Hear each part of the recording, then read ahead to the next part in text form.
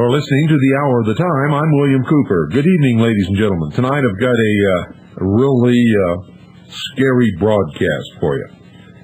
And I hope you're ready to hear this. I was a great admirer of the United States. I still am. The proper government under constitutional law. But you see, when I was a young man, I believed, like a lot of people do today, that our government could do no wrong. And I wanted to serve the government all my life. So I joined the Air Force first, served in the Strategic Air Command, had a secret clearance, worked on B-52 bombers, KC-135 that's KC-135 aircraft, and Minuteman missiles. Received a letter of commendation from my commanding officer. I'd always wanted to be in the Navy. So when I left the Air Force, I was in the Air Force Reserve for a certain period of time. Then I decided I'm going in the Navy.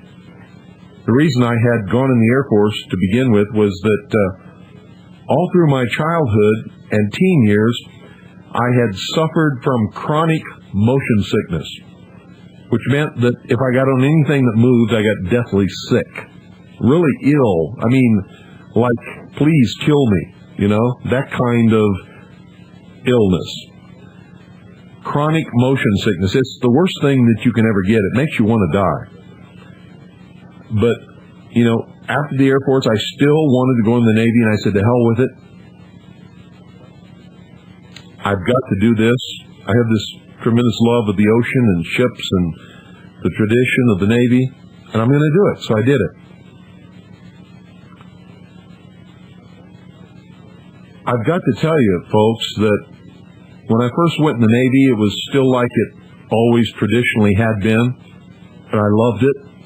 Loved every single second of it, every moment. I loved every ceremony. I loved every rule, every regulation. I loved it. It was me. And I was serving my country, and that was the greatest thing. While I was in there, I learned things and developed friendships and was assigned to different commands. I served in Vietnam as a patrol boat captain, as most of you already know. I was awarded medals with the V for valor. I made my peace with God. I knew that I could die at any moment, and I made my peace. I'm not afraid of death. The United States government has recognized that I'm a brave man. Twice, as a matter of fact. I also learned that most people who go into military service do it because they want to serve their country. They also want to prove something to themselves. A lot of young men want to prove that they are men. They want some kind of verification of that. I certainly did. Most young men do. We're seeking ourselves. The most honorable, most truthful, best men that I've ever met in my life, I met in the military service, both in the Air Force and the Navy. But the best men I've ever known in my life were in the United States Navy, officers and enlisted.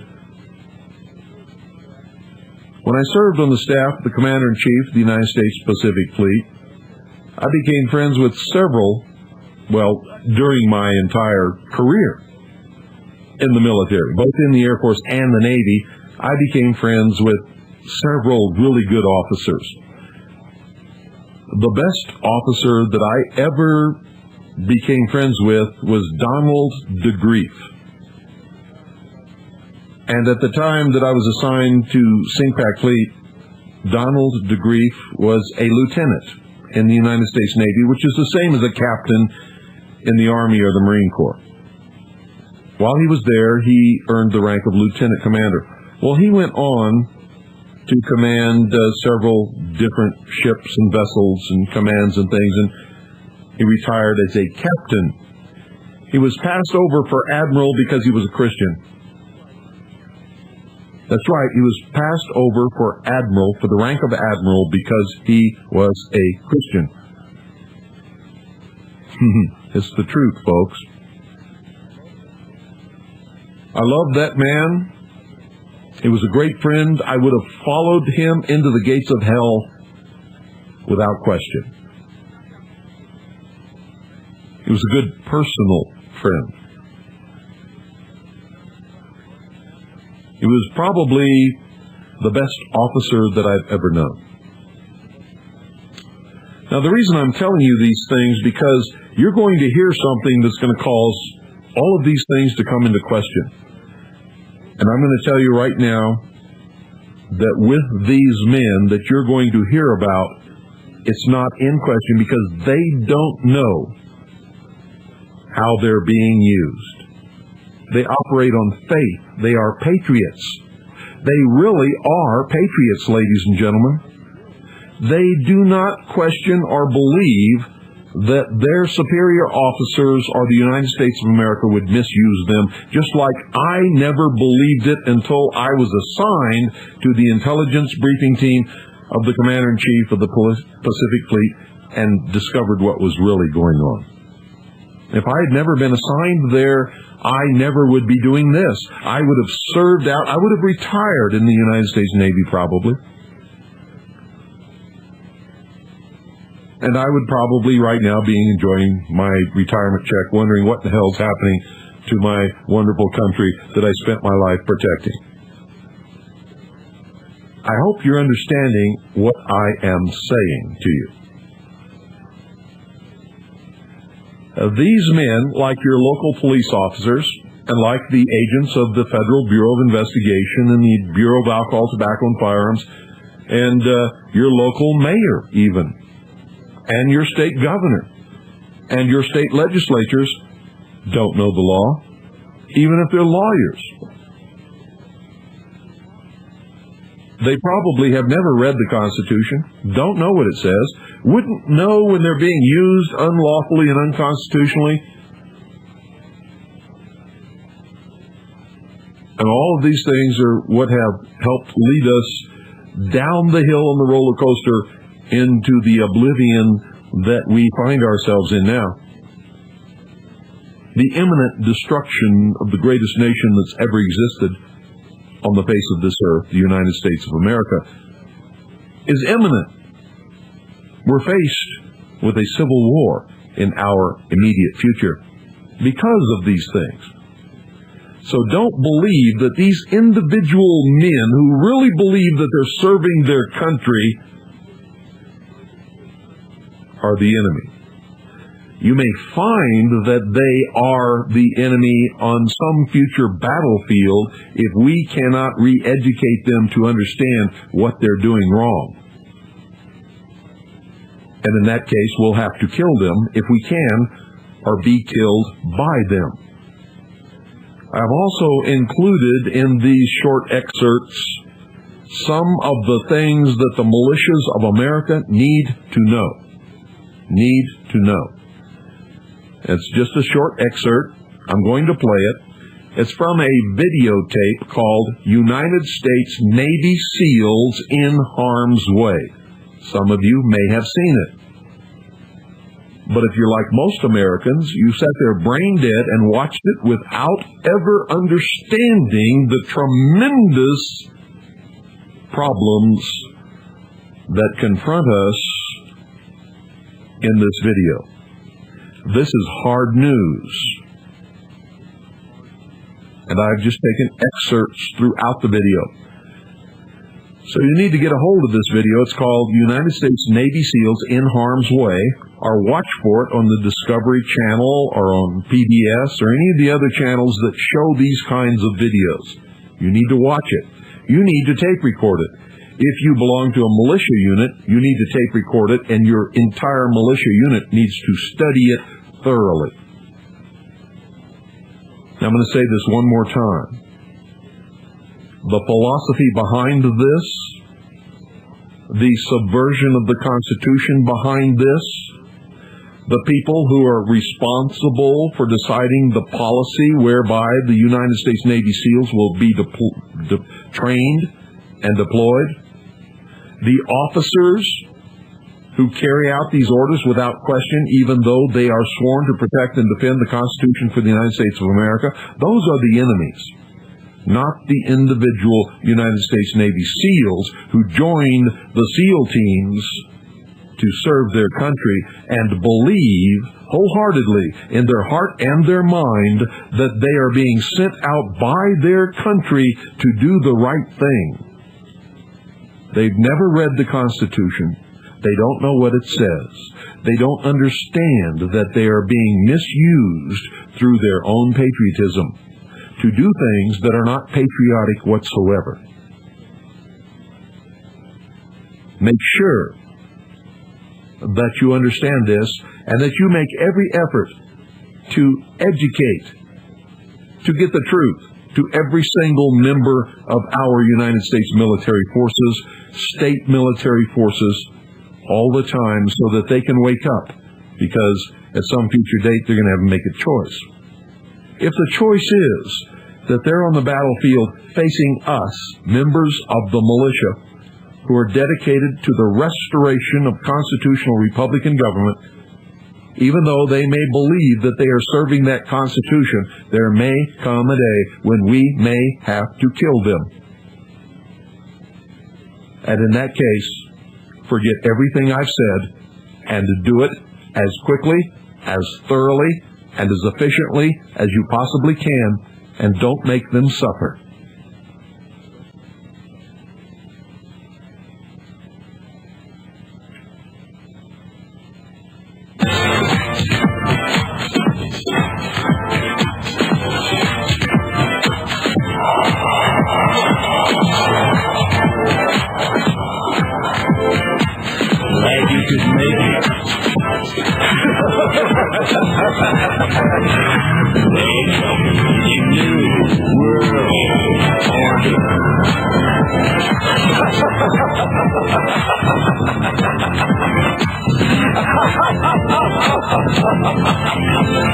Never in human history has so few taken so much from so many as America's Illuminati and their warlords of Wall Street and Washington. In just 8 years, these banksters and international government gangsters took us from the greatest creditor nation to the largest debtor nation on earth. Our standard of living has dropped like a rock for 4 out of every 5 Americans. They have foreclosed on our homes, our farms, our factories. They've exported your jobs and surrendered our arms. They want a new world order. A new world order. A new world order. A new world order.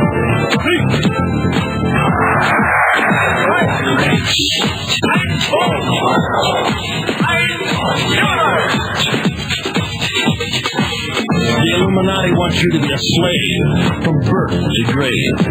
The banksters own the Federal Reserve. It's private. They own it. It's neither federal nor a reserve.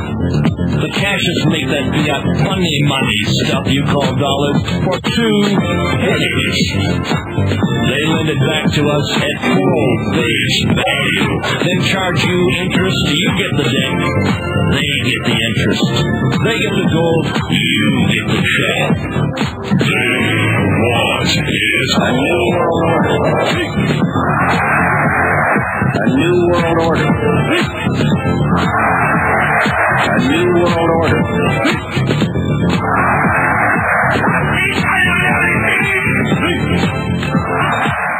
Okay, pay close attention, folks. And every once in a while, I'm going to break in and call your attention to something that I feel you might overlook without that kind of oversight. So listen very carefully And I'm going to break in every once in a while. I'm going to call your attention to something that I really believe is extremely important. On the eve of the new millennium, international terrorism, civil and economic chaos, and the growing availability of weapons of mass destruction present an endless array of threats that the world's national security concerns could not have predicted, even as recently as the end of the Cold War. Notice, folks, that they are talking about the end of the millennium. This tape was made before the year 2000, before January 1st, 2000. It was shown on television several times. I don't know how I missed it, but I did. And they're trying to build you up into this millennium fever. Also, notice that they did not say the security forces of the United States, but the world security forces. And that's even going to come home to you more thoroughly as this goes on.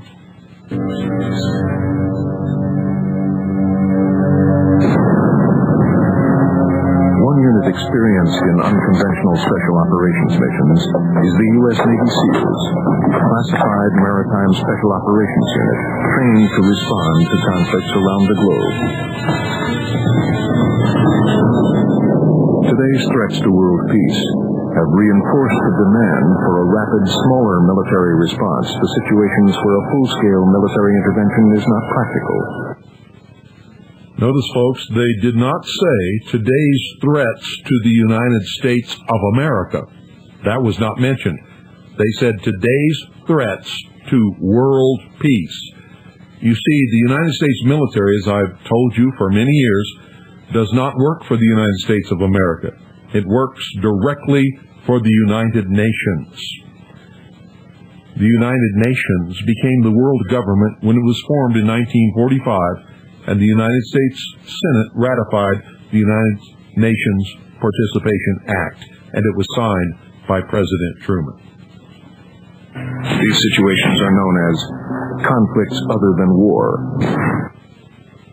Conflicts other than war, ladies and gentlemen, mean unconstitutional, unlawful military actions.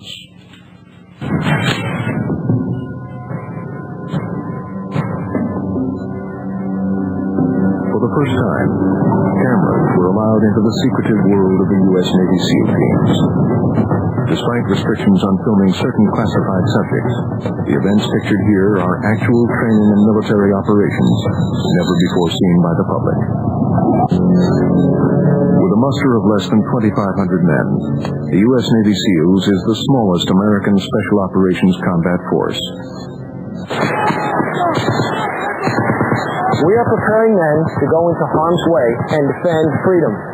They operate in austere conditions with a small number of men in very demanding and highly classified missions.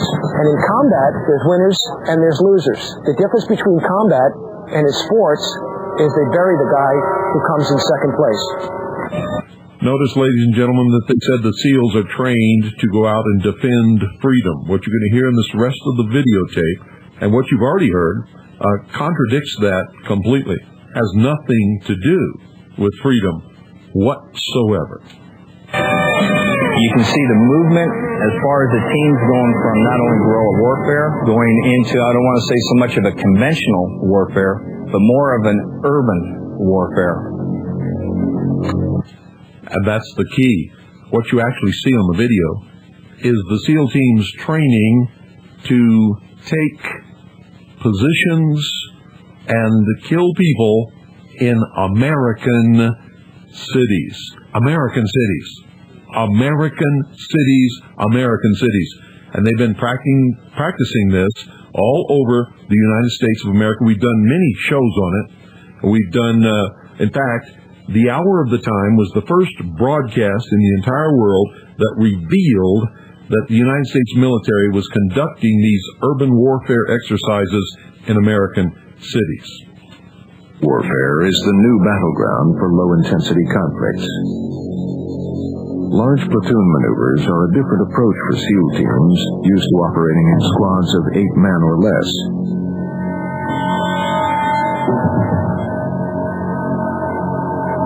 Ad-hoc urban settings like this one allow 16 and 18-man SEAL platoons to practice new tactics in settings far different from the jungles of Vietnam or the deserts of the Gulf War. He's talking about American cities. Smaller geopolitical war zones are battlefields where enforcing the peace has become as deadly as fighting a war. Notice he said enforcing the peace. Since when does the United States military enforce the peace anywhere? Since when?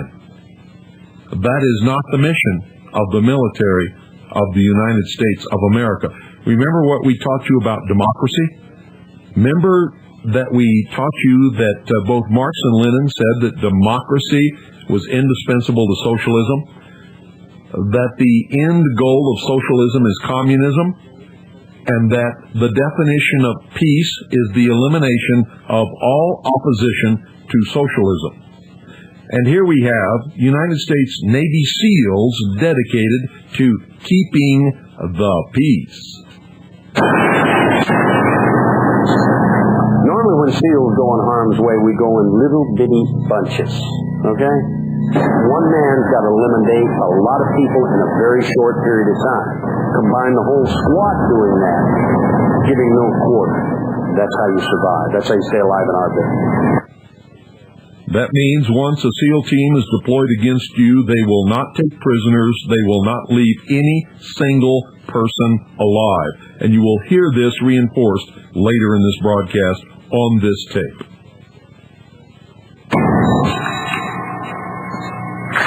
This is the M14 battle rifle. It's chambered for the 7.62 by 51 NATO cartridge. This is not a puny M16. This is a full-size 30 caliber battle rifle employed by the Navy SEAL teams. Other services use this weapon as a sniper rifle, and we use it that way too. But we also carry it on an individual basis out in the field. This is a very robust rifle, very accurate out to long ranges, beyond 800 yards. If you have to shoot men that are behind emplacements, cover, this is the rifle you want to do it with. It penetrates the brush. It goes through bunkers. It goes through branches, through walls, through automobile sheet metal and glass. It also works extremely well in adverse conditions, Arctic conditions. Sorry, Chief, but I prefer the 375 H&H Magnum. If a 308 will do all those things that you say, what will a 375 H&H Magnum do? Even better than that, what will a 375 H&H Magnum Wildcat do? Think about that, folks. One of the biggest activities that our special operators are involved in is counter-drug operations. This is a major activity for the SEALs as well. The Navy SEALs are also out there working in the regions supported by the Special Boat Units as well as the Patrol Coastals, which are really not craft but ship. It's a 171-foot ship that is now a favorite of those law enforcement agencies that are involved in counter-drug operations, so that you typically see Navy SEALs supporting the work of the Patrol Coastals in the Caribbean, and of course they're also in the Persian Gulf. Powerful narco-terrorist organizations have created political instability in their own countries and radically altered the perception of what constitutes a threat to U.S. national interests. Narco-terrorist organizations? A threat to U.S. national interests? Are you trying to tell me, ladies and gentlemen, that some pre-high school educated drug lord in Colombia can't be taken out?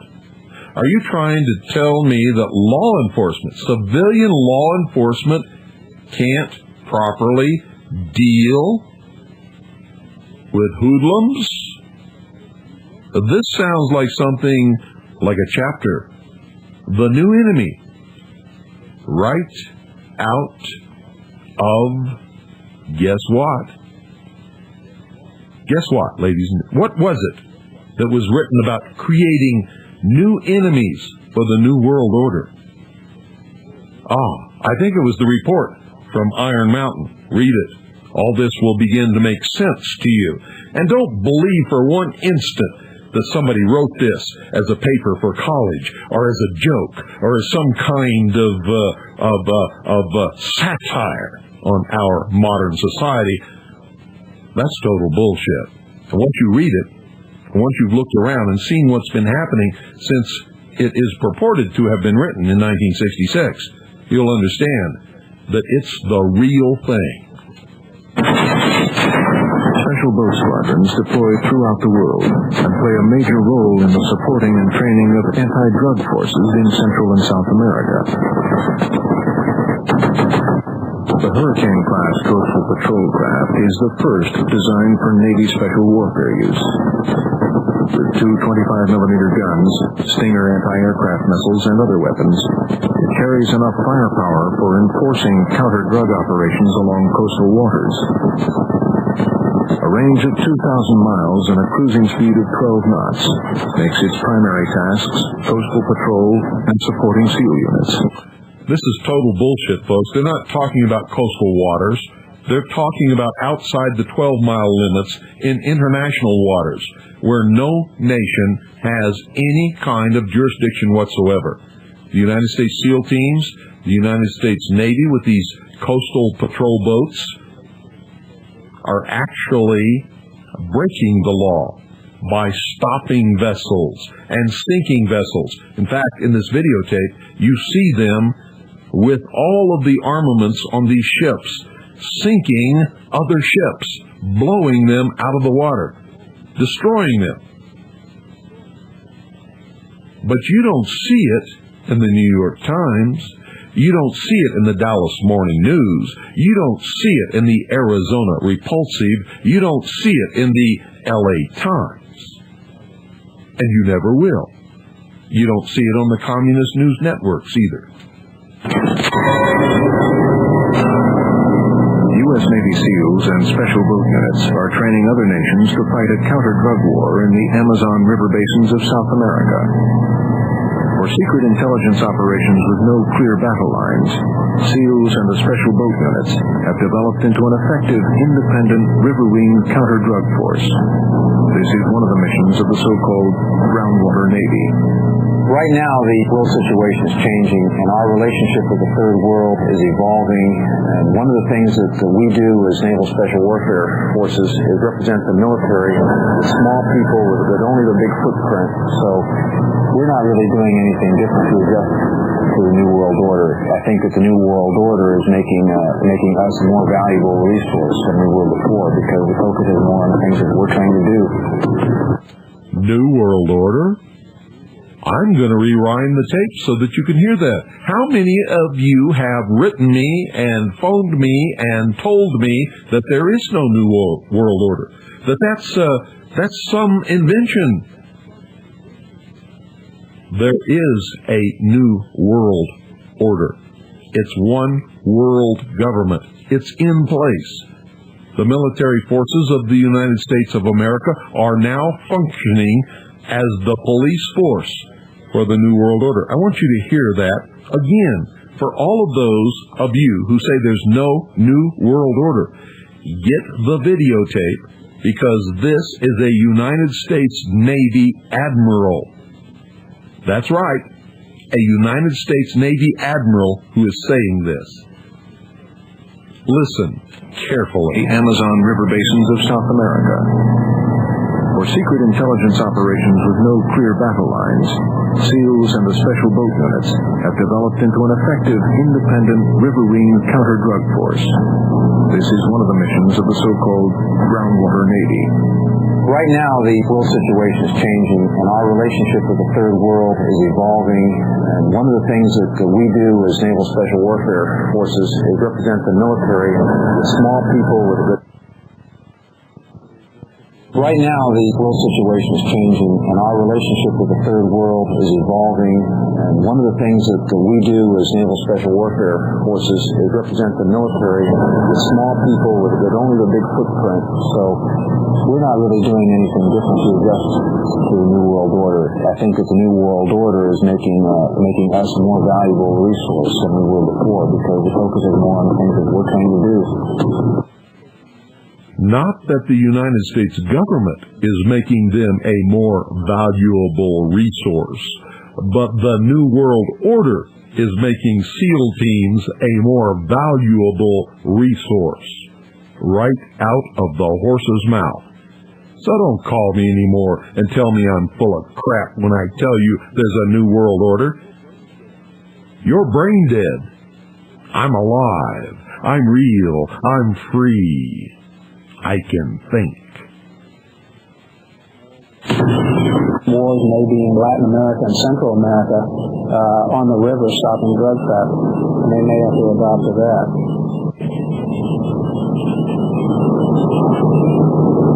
The United States is attempting to strategically reprioritize its military and national intelligence focus as a response to the wave of religious, state, and criminal terrorism throughout the world. Notice religious, state, and criminal terrorism. Not enemies of the United States of America, not foreign countries, not someone declaring war upon the United States of America. Let me play that again for you. You have to adopt to that.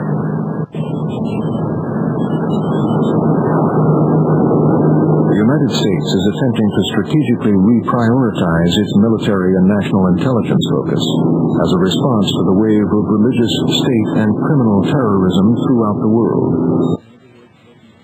In other words, ladies and gentlemen, the United States military forces are now the police force of the world. Has nothing to do with military anymore.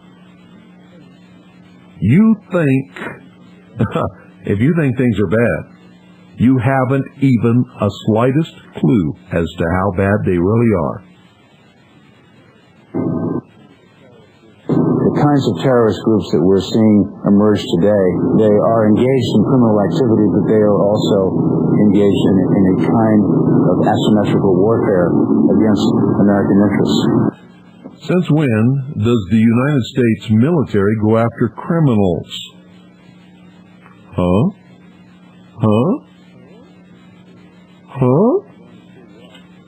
Knowing full well, particularly those that represent the world states, that they can't confront us in a conventional sense. They're looking for ways to get at our people in unconventional ways. And that's why Special Operations Forces, particularly the Navy SEALs, are adept and available for that kind of unconventional threat. Counter-drug operations have become an important special operations mission throughout South America. You mean law enforcement mission, don't you? Stop using these weird, stupid acronyms. I mean, the American people understand that drug enforcement is law enforcement. It's not military. Anything. Criminal groups inside Colombia, Peru, and Bolivia routinely smuggle hundreds of tons of cocaine a year to the United States. And there he says it, criminal groups in those countries that he named, not military forces declaring war upon the United States of America. You better wake up, people. You are just about a heartbeat away from enslavement under a totalitarian socialist New World Order. As we operate today and as we prepare for the future, as boundaries melt and we're dealing more and more with transnational threats, I think that increasingly Special Operations Forces will be operating in what I would call the seam between war and crime. And there you have it, as boundaries melt, as the New World Order comes together, as world government becomes fact. They're going to be operating between what? Well, let's hear it again. Here we United go. States. As we operate today and as we prepare for the future, as boundaries melt and we're dealing more and more with transnational threats, I think that increasingly Special Operations Forces will be operating in what I would call the seam between war and crime. Yes, it's a combat sort of thing. Yes, we could obviously bring military capabilities to bear on the problem, but do we as a country want to declare war with the military might that we have on what is perceived at this point in time as a civilian problem. As soon as you start to interject a military solution on a civilian situation, you raise all kinds of issues that we have not yet dealt with. But you're going to have to deal with them. You're going to have to deal with me and a lot of other Americans that aren't going to accept your bullshit. You are absolutely committing treasonous acts against the Constitution for the United States of America and against the citizens of this nation. We need to be careful before we decide to go in that direction. Over 2/3 of the world's population and economic infrastructure is located within 300 miles of the coastline. Using small teams of boats and men, riverine warfare is a potential battleground for clandestine SEAL-type operations. However, the political risks are many, the results unpredictable. The buzzword is low-intensity conflicts, or conflicts other than war. These are wars that are short of actual shooting battles, where you want to send a small, deniable group in to affect some type of outcome. That means, folks, unconstitutional, unlawful, illegal. Deniable is the key word there. You see, if it was lawful, if it was constitutional, if it was legal, they would not have to deny it. Deniable is exactly what Ollie North and Admiral Poindexter said over and over and over and over and over and over and over and over again in the Iran-Contra hearings. Debate within the Pentagon over this, because the view there, and it was expressed by Colin Powell, the former Joint Chiefs of Staff, is that if the conflict was not worth enough to go in openly, then it may not be worth enough to go in covertly. And I say, if it's not worth going in under the law, then it cannot be done at all. Because anything else is unconstitutional, unlawful, illegal. But that's what they do every day. You see, that's what's called deniable action. Small, low-intensity conflicts become high-intensity ones very, very quickly. Potential SEAL missions have always involved political risk. Secrecy of movement is vital. Through constant training, SEALs and special boat units work to perfect insertion and extraction techniques, waiting for a call that may never come. You need to take an overview of what we're trying to accomplish in the counter-drug situation. Do we want to interdict this 5 or 10 kilos of coke? Do we want to interdict those couple of 100 pounds of marijuana? What's the real role? My answer to those first couple of questions is probably not. We need to get at the source, and we need to get at the people who are organizing and who are paying the people to grow the marijuana and process the coke. Hey, gee, guy, that's your boss. You're talking about taking down your own boss, and you don't even know it. I mean, you've been doing this for years. The whole legal instrument of the United States, the whole DEA, all the law enforcement agencies, all the city cops, everybody's trying to get at the source of the drugs and stop it. But not one single one of them has ever even come close or been able to do it. He's talking about taking down his own boss. And he's not going to be able to do that either. There's an example to be made, and somebody wants to use the best forces that are available. Again, we have to go to a much higher level that's going to authorize the use of American military in that role.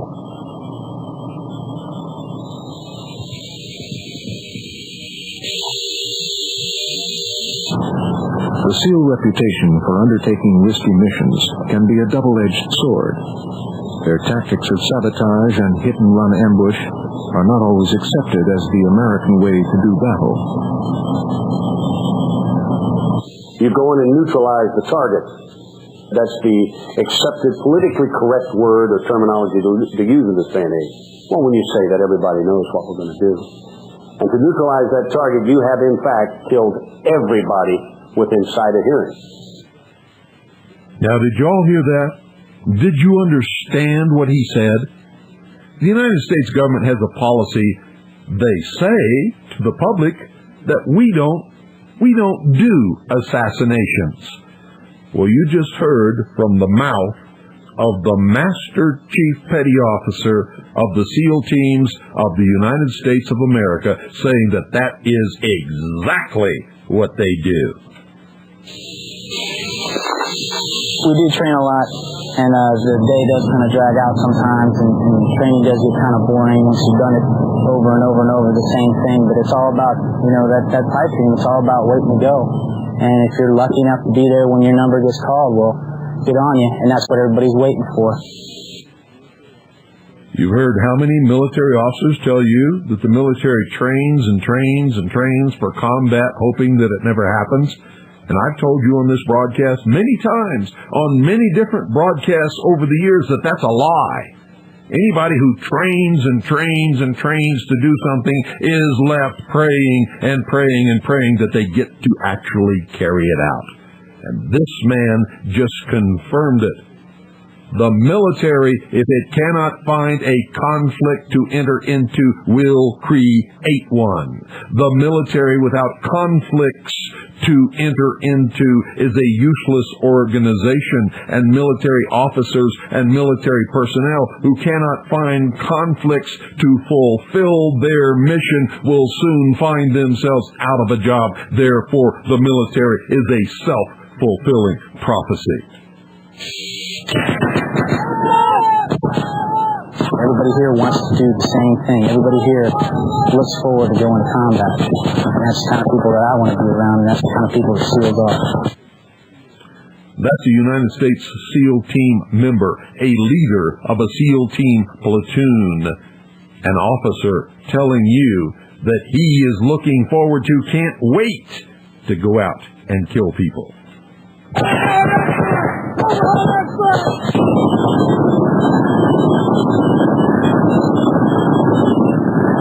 It's very difficult to put what we do in a context that somebody who doesn't do it will understand. The context we do those things in is in defense of this country, in defense of this democracy. We do it at the request, only at the request and direction of the civilian leadership.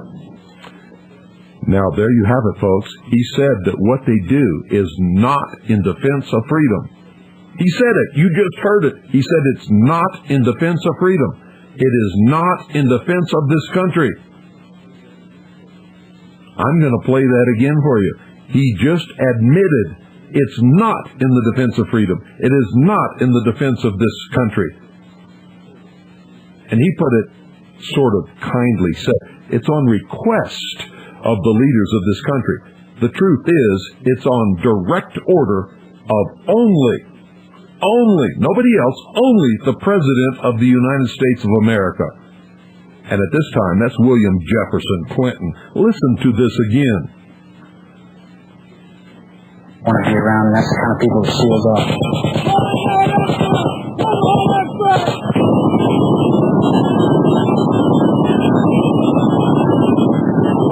It's very difficult to put what we do in a context that somebody who doesn't do it will understand. The context we do those things in is in defense of this country, in defense of this democracy.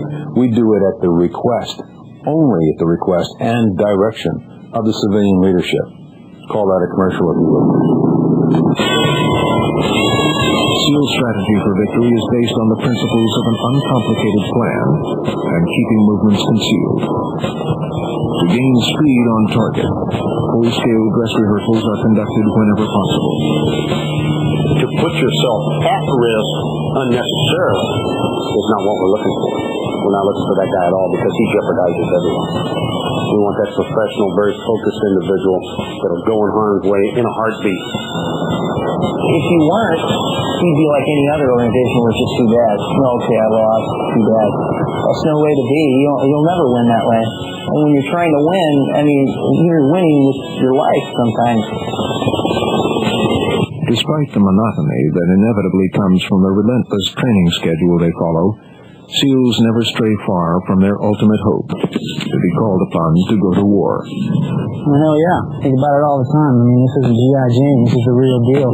We're here to fight. We come down here to train these guys and to get a little bit more of training for ourselves. But the bottom line is it's all about combat. It's all about going.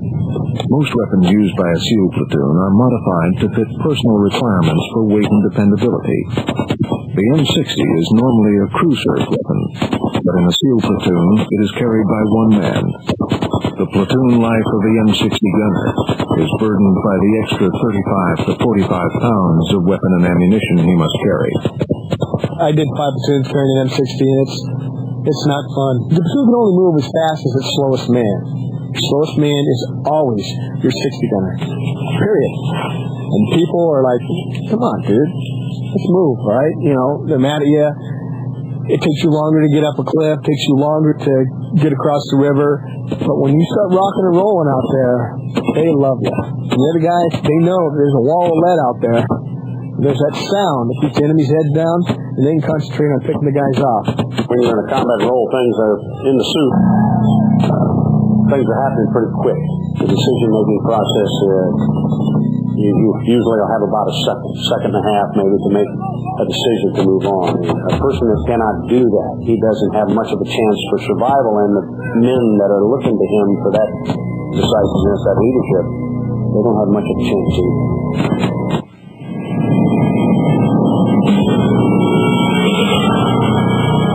SEAL Special Operations, supported by the U.S. government, often require clandestine tactics. The strict rules of engagement for these missions and the complexities they pose for the troops involved are the key to understanding the political difficulties inherent in low-intensity conflicts. Certainly there's one of perspective. Doctrinal definitions of high intensity, mid intensity, and low intensity on the battlefield. But I would submit to you, if you're the soldier, sailor, airman, marine in the foxhole and they're shooting at you, it is high intensity. You just heard a bullshit recitation of why something unlawful should be considered okay by the American people. Folks, you better learn about these word twisters, definition benders, and the policy of political correct thinking. There's only one law, the Constitution for the United States of America. Anything that deviates from it is unconstitutional, unlawful, illegal, wrong. The difference today, of course, are these small pockets of terrorism that exist in these little enclaves don't warrant a full frontal assault, if you will, of all the national resources in our arsenal. So therefore, we commit small, highly trained units with exacting skills. The operations tend to be more precise, more precision-oriented. U.S. Navy SEALs operate on orders frequently shaped by political military considerations at the highest level. As a result, they are often propelled into the gray area between diplomacy and covert operations. Which means unlawful, unconstitutional, illegal activity again. Their directions can only come from the president.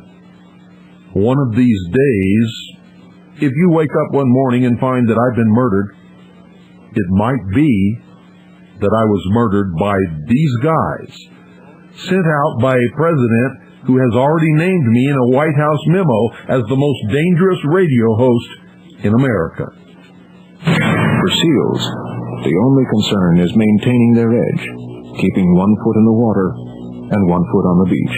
But yeah, that is the core of what being a SEAL is. Not an irresponsible slaughtering people or breaking things because you like to see things blow up, but doing this discipline in carrying out the military and foreign policy of the United States, doing what the president wants them to do. Yep, doing what the president wants them to do. But for the rest of that, not doing it because they like to see things blown up and get broken? Bullshit. That's exactly why they're there. They love it. They can't wait. You already heard it.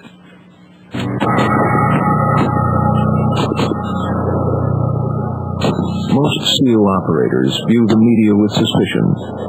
In the age of information, there is an inherent uneasiness between SEALs and anyone they suspect might reveal their mission capabilities to the outside world.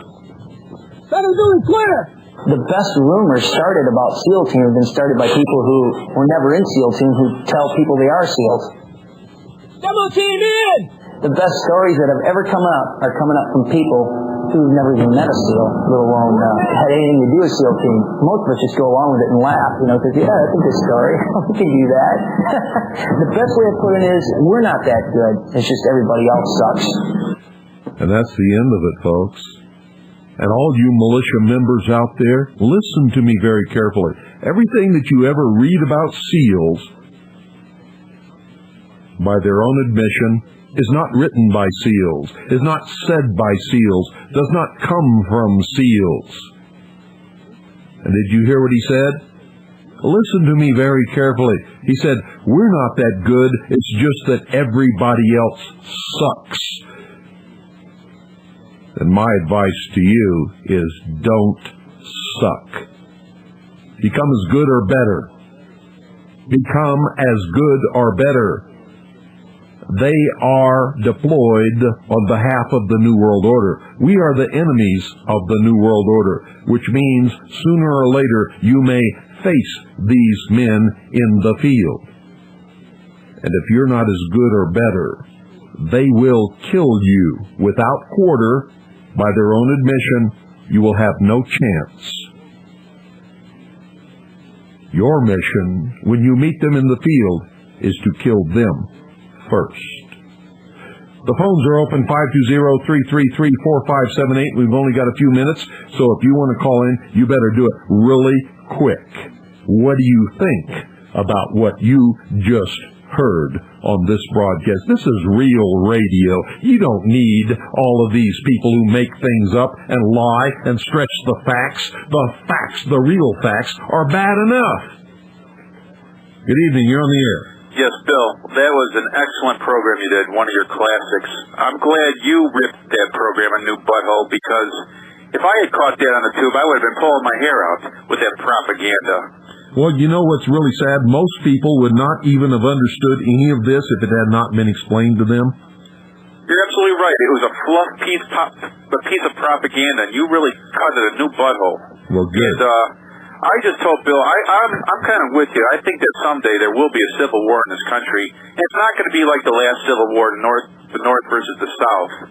And I just hope that when this civil war breaks out, we have enough people in the military that realize how they've been duped, and they could, join our side against, fighting this New World Order. I'm glad you said that, because these SEAL team members are not really the enemy. They really believe they're doing the right thing, and if they could really be shown the overall picture and how they're being misused, they would be on our side, because I can guarantee you there are people just like me who joined the military to fight for right, to fight for the Constitution, to fight for this country, not for some New World Order.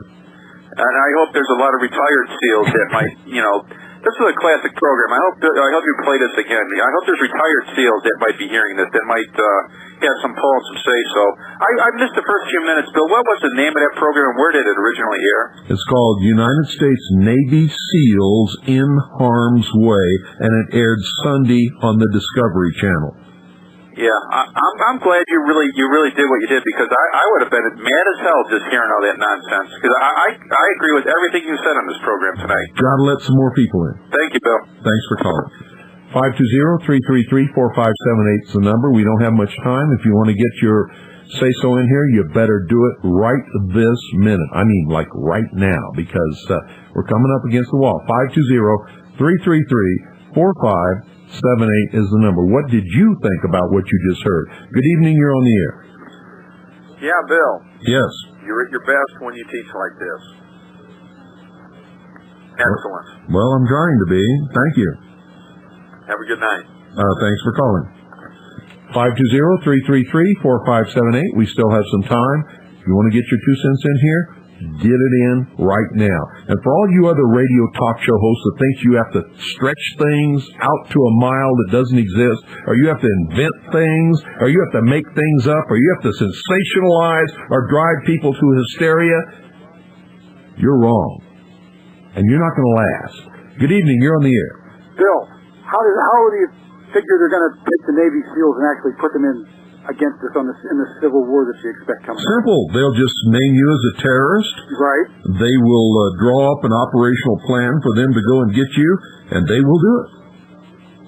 But this is going to be happening. They don't know you. They don't know you. If they're told that you're a terrorist, they will believe their leadership, and they will go take you out. But are they going to do it secretly, or is it going to be absolutely secretly? Okay, that's how they operate. They never operate. All right, they may take out. Maybe they want to come after you secretly because they don't. They'll come after whoever their target is secretly. They have always done so. Have you read in the newspaper about anything the SEALs ever do? Right, you're right. Everything they ever do is secretly. Right, until we see it on the TV, right? You don't ever see it on the TV. You never see and have never seen anything the SEALs have ever done on the TV, except in Grenada when they lost several SEALs because they never reached their objective. They were killed in the sea. Very good. Hey, you going to have a tape of this? This is an excellent tape. Yeah. Very good, Bill. Thanks. I'll let somebody else go. You're welcome. Well, that's it, folks. We're out of time. Good night. God bless each and every single one of you. This is Real Radio. Not making up the fact. Not making up. The Russians are going to nuke us. The Russians are going to nuke us. All of a sudden, in the middle of night, there's a loud knock on your door. Hey, honey. Something's not right. Throw out your arms. Clinton's done well past through. We're here from the government. We're here to help you. And I'm from the IRS with the power to tax. If you've got a complaint, send us a fax. Get out of this house. Surrender your guns.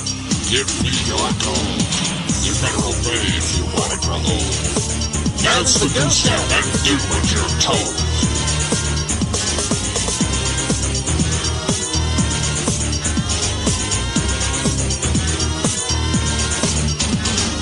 Hillary Shalala, Reno Janet Dyke, reading the words of General Albert Pike, demonic founder of the Ku Klux Klan, engineer of the Masonic Master Plan. Pike said Lucifer is God across this land, and Clinton saying take the mark in your right hand. While we're all dancing to the drums of the Fourth Reich, Clinton's preparing it for another huge tax hike. Order out of chaos, depression, inflation, create the panic, then rape the nation. Crisis creation. Incite black and white, program agitation. Don't resist! You're surrounded by the UN in white and blue, the ATF, the men in black, of the One World Order. But it's not new. Iron Mountain, computer beast, and cattle mutilations. Black projects, UFOs, and weird genetic combinations. The Nazi doctors didn't die? Come on, get hip. They came here with the OSS through Operation Paperclip. National ID, debit card? Yeah. Vaccination biochip, milk carton kits, genetic engineering. Clinton says her health plans for you and your own good. Sure. And Adolf Hitler's Robin Hood. Masonic mind manipulation. Inciting riots, it's crisis creation. Biochip implantation. Vaccinate your kid for UN identification. This is a test for all of us. So I have today just one simple request. A comprehensive package of healthcare benefits that are always there and can never be taken away. Atmospheric, social illusion, media hype, planned confusion. Masonic religion, it's a liar. Not you praying for a Luciferian Messiah.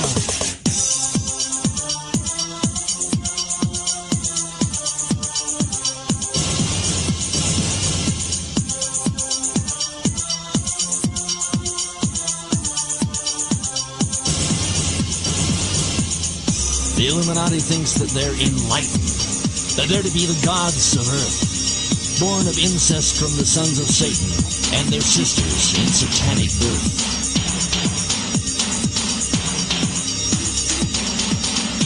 Hidden agenda, Kissinger, Nixon, Ford, and Bill, while your kids out back smoking crack for some cheap thrill. They've numbed us down and dumbed us down with fluoride, TV, drugs, the NEA, and public schools. They've taken your brightest and our best and made them public fools.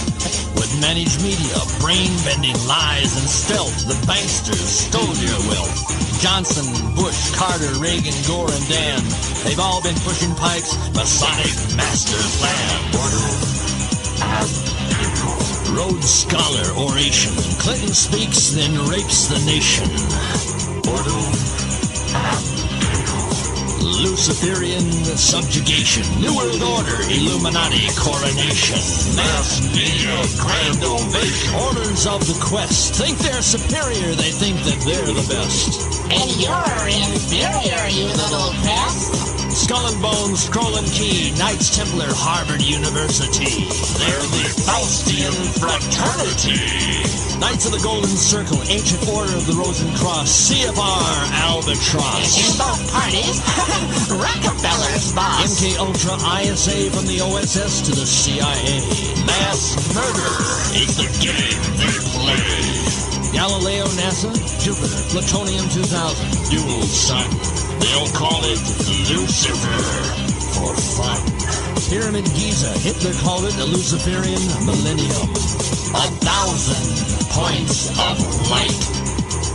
Love of Rome, Thunderdome, ISIS, Horus, Lucis, Trust. If the UN lives, y'all go bust. Wake up, stupid, and read the scoop. Mullen, Sutton, Griffin, and tune in to Coop. Conran, Cardinal, Kisei. Bohemian Grove, Beverly Hall, Lord Betraya, they want it all. Yeah, they want it all. Kissinger, Gingrich, Army, Buckley, Dole, New World Order, authoritarian control. Counterfeits.